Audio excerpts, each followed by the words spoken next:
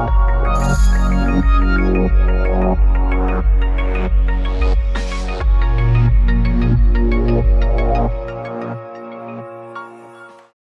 everyone, Assalamu alaikum, Sastriyakal, Namaste. My name is Farheen Khan and you're watching the Azeeza show. Last week we had a really incredible story of Samra Zafar, who spoke about her experience going through a forced marriage, and the resilience that she showed after was just remarkable. So today I'm really excited to talk to have such wonderful guests on camera with me today. So we've got Alia Yusuf, Ima Warich, and Sabrina Ghaffar Siddiqui. Welcome. Thank you so much for being here.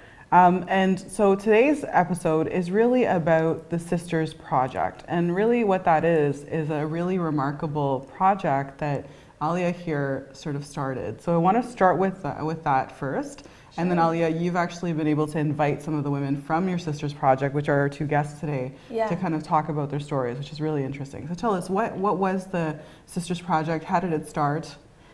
Well, it started actually over a year ago. I was sitting in class one day, doing my fourth year thesis project at school, and a woman said, "I'm so tired of being painted with the same brush as every other Muslim woman." And this was, coming up to Trump's election, and where there was a lot of anti-Muslim sentiments happening, and I thought to myself, I'm really tired of all Muslim women being painted with the same brushstroke too.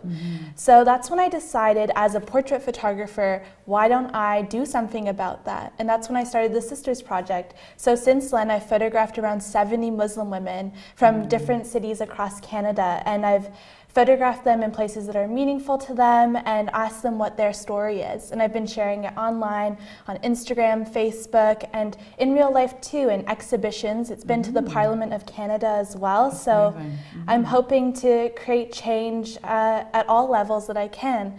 So that's how the Sisters Project started and where it's come now. And I'm really excited that I get to keep building upon the relationships of the Muslim women that I meet, and having Sabrina and Ima here is really meaningful to me. That's wonderful. And you were you had an exhibit in the Globe and Mail as well, right? Yes. Yeah, there was a whole segment there. I was really fortunate enough to share actually an interview I did with Ima that was a video interview online, and then the Globe and Mail did a 20 photo folio in the Saturday edition of the Globe and Mail. And so that was really exciting because the Globe and Mail's distributed all over Canada nationally, and I was getting emails from people from all over the place saying, of course a Muslim woman can be a pharmacist, a PhD candidate, this and that. Why did I never think of that before? And getting actual emails from people saying that the project has changed their thinking.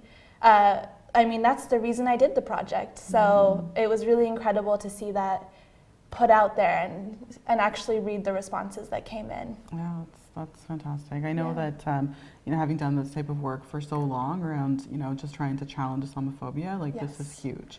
So thanks for doing that. Oh, it's my pleasure. It's an honor that I get to do this, and I'm thankful every single day that I do. That's wonderful. So why don't I hand it off to you? Why don't you share with us our sisters here? Yeah, so I'd love to ask you two a couple questions.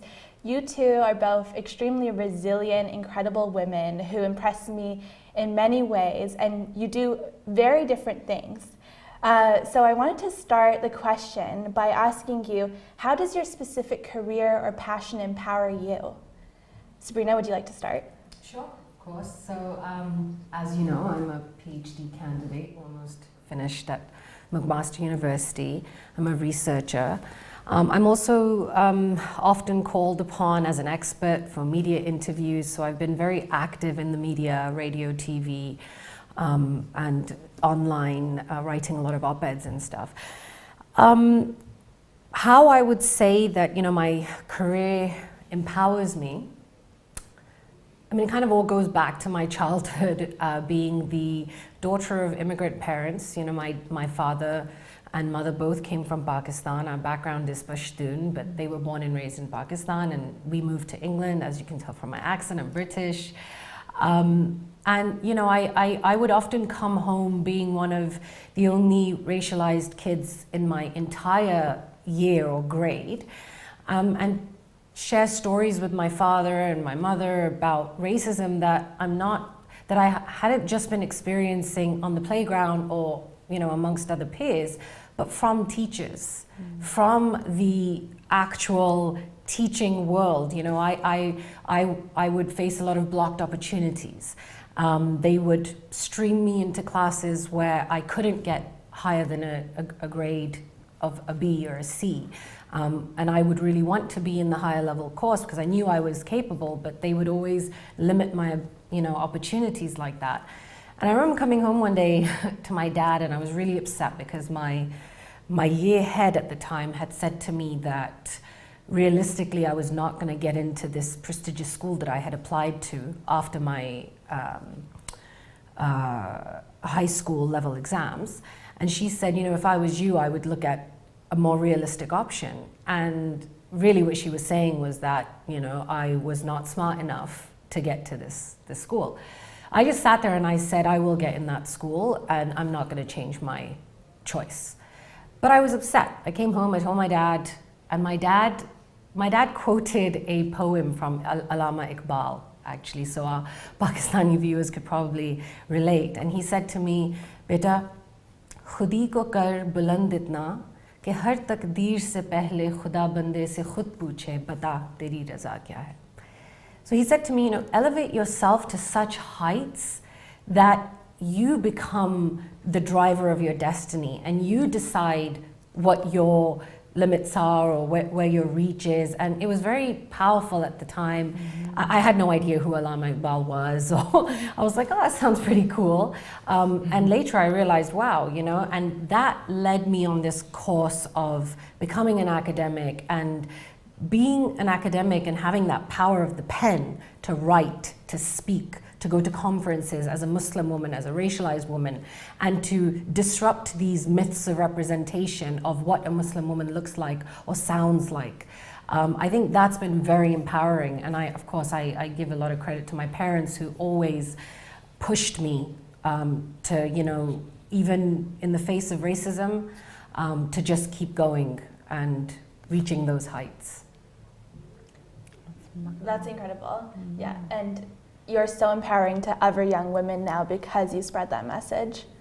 Ima, would you like to talk about what empowers you?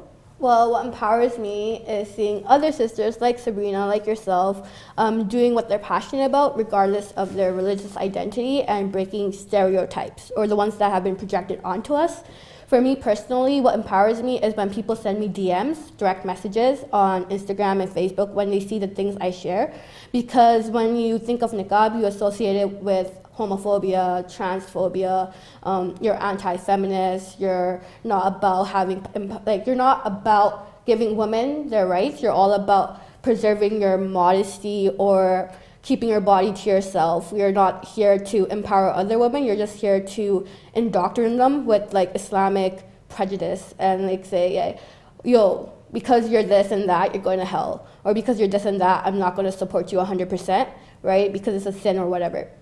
So for me, it was all about saying, no, that's not my religion at all, right? It teaches love, it teaches passion, it teaches elevating other people to greater heights, like she said. And that when I share my graphics, they're not only about niqabi women or hijabi women, they're about all Muslim women who claim that they are identity or identifying as a Muslim and saying, you know what, who am I to tell you what a Muslim looks like? Who am I to say that you're not religious, or who am I to say that you can't do this because it says this in the Quran or whatever, right? I'm here to say, you know, you have to stop telling people what they are and what they aren't because they're telling you something else. You have to actively listen to them and say, you know what, I actually understand what she's saying. She's not here saying that she's not a feminist. She's just saying that she wants to have the rights to her body, right? Just like any other feminist. If they can wear swimsuits, right? If you can wear, you know, bottom shorts or booty shorts, whatever, why can't I wear my niqab? What's so wrong about that? I'm not sexualizing myself, right? If you want to sexualize yourself, that's your prerogative, right? But saying that I'm oppressed because I choose to wear niqab is not something that I would say is feminist at all. So for me, my graphics is all about, you know what? If you want to say you're a Muslim woman and you want to claim you're a feminist, then you have to support all women, not just yourself. I wanted to talk specifically about creating your art and the graphics that you create. Do you want to quickly just talk about how the act of creating art and spreading it empowers you? For me, what happens is that when I share the graphics that I do, women come to me saying, I've never seen myself in that lens before. Just the other day, I did a graphic of this bodybuilder. She's a Muslim woman, she's in Bangladesh, and her name is Wonder Mama. Okay, so it's kind of like a thing about Wonder Woman. Yeah. And she's doing this all wearing hijab, right? Trying to preserve her religious identity while trying to pursue her passion. And it was a really cool graphic. She's from Florida, so I incorporated that as well. And she's like, no one has ever reached out to me before to do a graphic of me. I don't know why, but seeing myself in this mainstream lens really gave me more confidence to pursue what I'm doing. So seeing that and seeing women say, you know what, you actually highlighted or accentuated the features that I want to project, not what people want to project onto me. Right, thank you so much for that. So we have to take a quick break and then we'll be back. So just stay with us, we'll be back very soon. Thank you.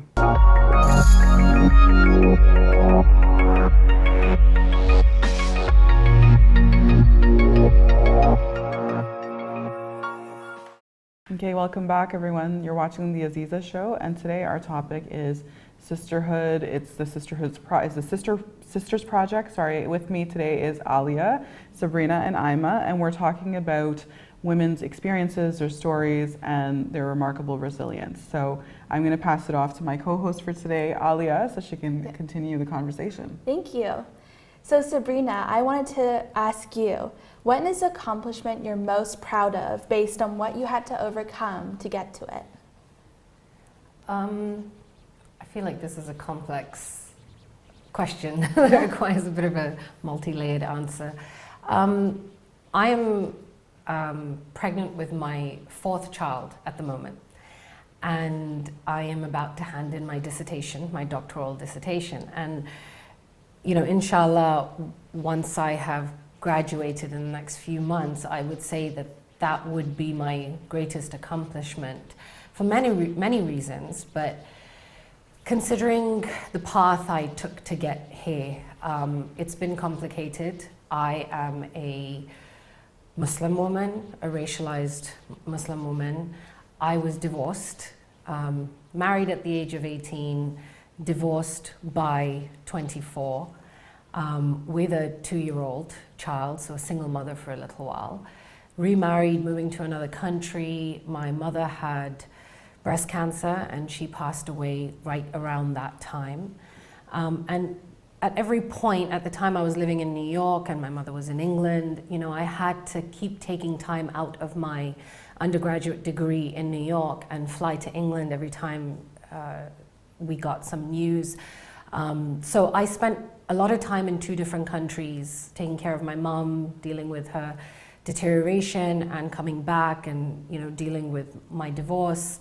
You know, she did eventually pass away, and that was a very difficult experience for me, being so young. I was 24 when that happened, and then, you know, I got remarried, and I had 2 more kids. You know, alhamdulillah, through my education, so with my undergraduate degree, I like to say that, you know, my daughter and being the mother to her kind of got me through my undergraduate degree. So I never think of it as that being a burden on me. I think of that helping me because it shaped my identity, who I am, the way I thought, the way I wrote, the way I analyze situations. As a sociologist, I've always felt that being a mother just made me more articulate, more, you know, understanding of other people's stories, more compassionate.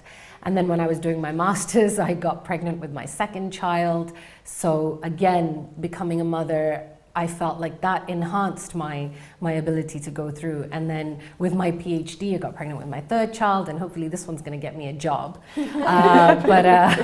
So, you know, rather than seeing motherhood as being something that restricts people, you know, it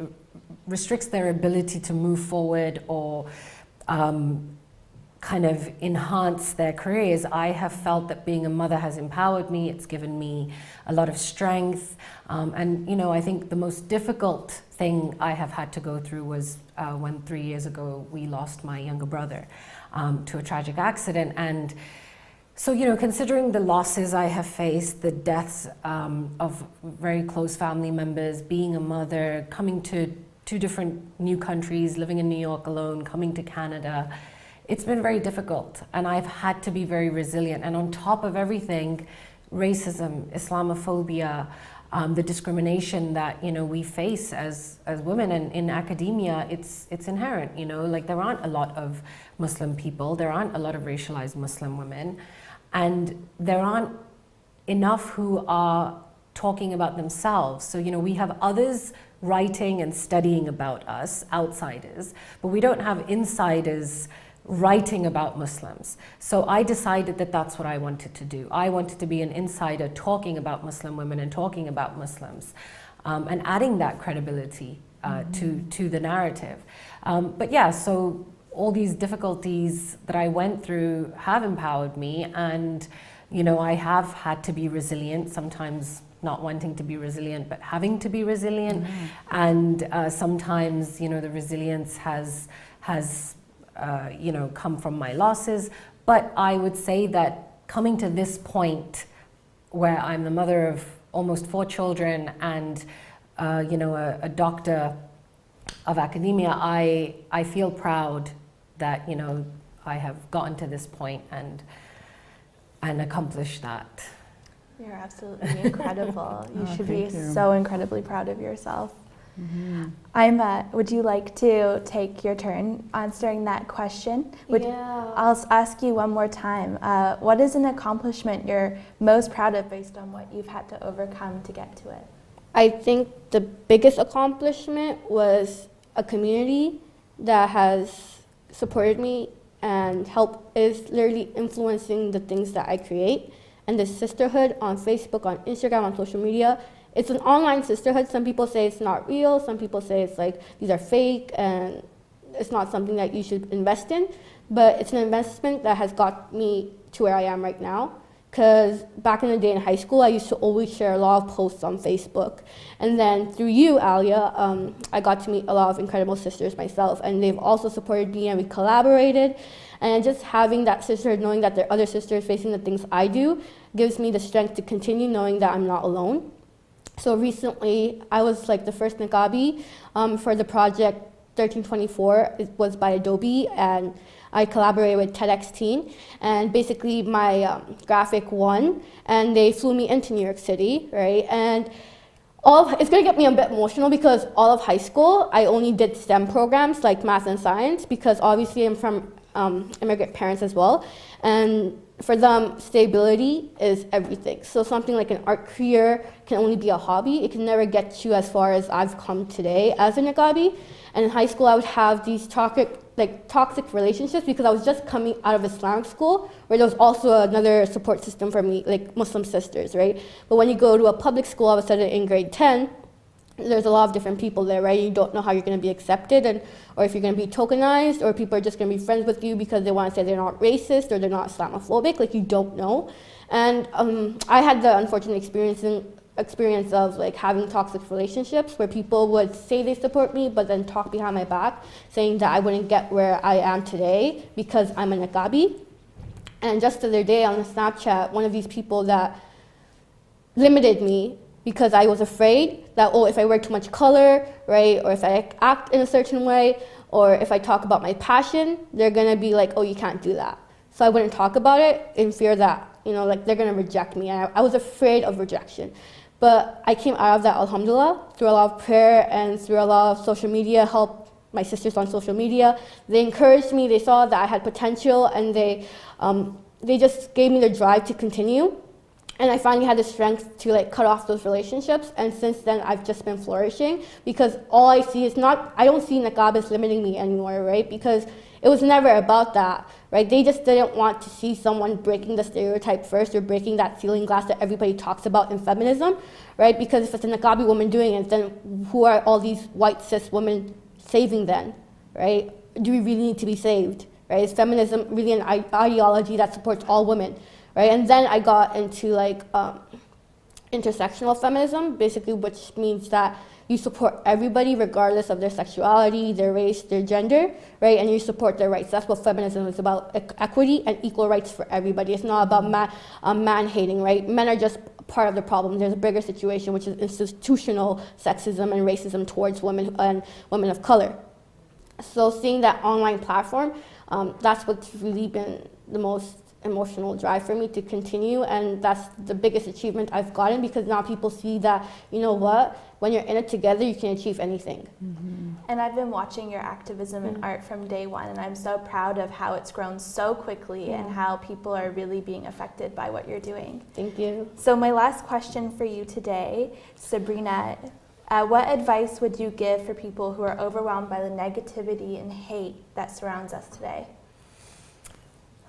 Well, unfortunately, we do have a lot of it. And actually, just recently, I was part of a discussion where people were talking about whether or not our children have it easier than us when it comes to racism or Islamophobia,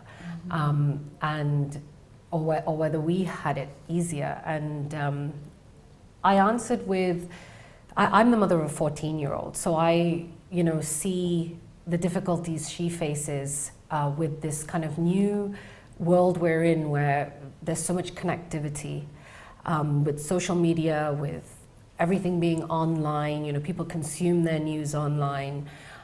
When I was younger and the Iraq War was happening, I mean, this is the 90s, we didn't really watch the news as kids, and there were things happening in far off lands that we weren't really connected to, and we were almost able to shut it off when we came home. So our home became kind of like a safe haven. But I feel like for our children, bullying or racism or Islamophobia, it carries to the home. So, your home isn't necessarily a safe haven now. So I worry for our children, but I also feel like social media and the internet has provided a platform for people as well. Like, for example, with, Ima, it gave her a platform to be able to share her art and to disrupt the myths of what it means to be a niqabi. So, and I often go and give people advice about leadership. I would say young women need to get into leadership roles. They need to sit on boards. Like, we need to train our young girls from a very young age, like, elementary school and high school, to take on those leadership roles, to not limit themselves because of society's kind of expectations or restrictions or limitations. So I would say inspiring young girls and young boys to be leaders, and then to take positions which give them a voice, which allows other people to respect them the way that they need to be respected. So, I mean, that's the advice that I would give. Like, leadership for young girls is one of my biggest kind of like advocacies that I've been doing lately. That's wonderful. So, Emma, we have a few seconds left, so please, do you have any really quick advice that you'd like to For give? self-care, I would say surround yourself with people who support you and love you and will encourage you to move forward and progress and improve. Never let anyone disrespect you. As soon as someone disrespects you and tries to walk over you, cut them off. Okay, they're not there anymore for you. They're for themselves. Okay, people will get jealous of what you do. People will want to be in your shoes. Remember that being your most authentic self, right? There's no duplicate. Don't try to duplicate what everybody else is doing. You can only do you, right? And when you do you, that's when people say, oh my God, she's epic, she's awesome, you know what? I want to do what she does, right? And when they see that, they'll look for their own passions. They'll look for what they can do to help our community, right? So for self-care, have that support system, and also don't try to change yourself for anybody else. If you just be yourself like I am, like I've been like this for 15 years now, right? And whenever anybody from 10 years ago sees me and they talk to me, like, you're just the same person that I knew in high school. I'm like, yeah, why would I change, right? And that's the thing that stuck with me, is that I'm not going to change. And if I don't change, then people will realize that they'll be the ones who have to acknowledge their biases and their discriminations, right? They're the ones who have to change, not me. Absolutely. No, thank you so much. So I want to just take a moment to thank all of our guests today. It's been a really great show, and I look forward to seeing you all next week when we continue the conversations about women's experiences. Thanks again, and take care.